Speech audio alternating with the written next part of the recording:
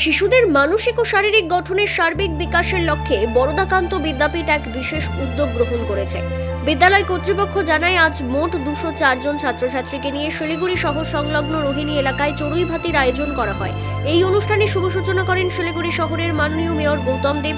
তিনি পতাকা দেখিয়ে চড়ুই ভাতির আনুষ্ঠানিক উদ্বোধন করেন এবং পড়ুয়াদের সঙ্গে কিছু সময়ও কাটান। বিদ্যালয় কর্তৃপক্ষের তরফে জানানো হয়েছে, চড়ুই ভাতি চলাকালীন শিশুদের জন্য প্রকৃতি পাঠ, মুক্ত পরিবেশে শিক্ষামূলক কার্যক্রম এবং বিভিন্ন খেলাধুলার বিশেষ আয়োজন রাখা হয়েছে।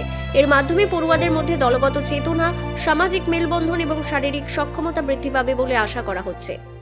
বরদাকান্ত বিদ্যাপীঠ প্রাথমিক বিভাগ তারা প্রায় 204 জন স্টুডেন্টকে নিয়ে যাচ্ছে। রঞ্জন শর্মা প্রধান শিক্ষক এর আগেও অনেক এই ধরনের প্রোগ্রাম করেছে, বাচ্চাদের নিয়ে রোহিণীতে যাচ্ছে, অনেক ডিসিপ্লিন হতে করছে।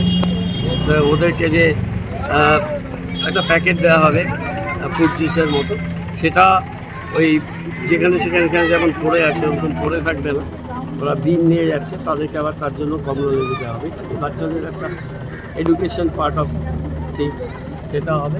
এতগুলো বাচ্চা যাচ্ছে, টিচাররা যাচ্ছে একটা আউটিংয়ে, এটা ওদের মানসিক শারীরিক গঠনে অনেক বেশি করে কাজ করে। নিজেদের এক জায়গায় মেলামেশা, অনেকে হয়তো প্রথমবার যাচ্ছে রোহিণী, সেটাও হতে পারে। সব মিলে খুব ভালো উদ্যোগ। রঞ্জন বলেছিল, এখানটা আসলাম, সবার সাথে দেখা হলো, ছোটো ছোটো বাচ্চারা যাচ্ছে, খুব ভালো।